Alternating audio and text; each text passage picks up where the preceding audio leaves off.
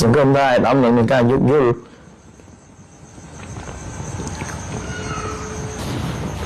ដល់កូនចាប់កូនព្រៀប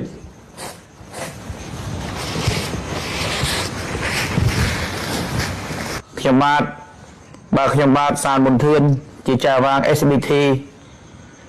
ខ្ញុំបាទសូមទោសជំនួសបងធរផៃវណ្ណៈចំពោះអាដាមមេវិជាការមេ07គឺអាដាមសៅសុខាឲ្យខ្ញុំបាទសូមទោសជំនួសបងធរផងហើយបងធរថ្ងៃមិញក៏បានសូមទោសសង្ឃឹមថាមេ07អាដាម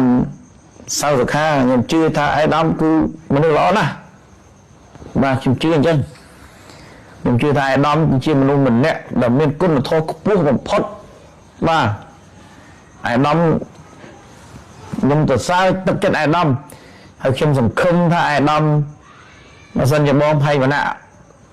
គាត់បានជ្រុះបើថាជ្រុះពាក្យសម្ដីធ្ងន់ស្រាលប៉ះពាល់បើយល់ថាប៉ះពាល់សង្ឃឹមថាអាដាម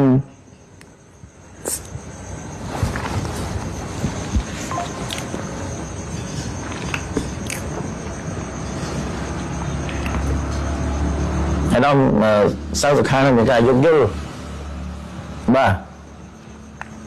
សង្គមដែរអាដាមនឹងការយោគយល់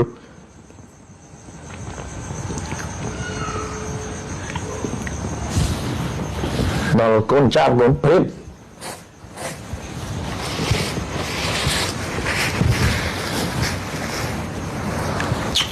ជិះទៅវិចិត្រអូដាមក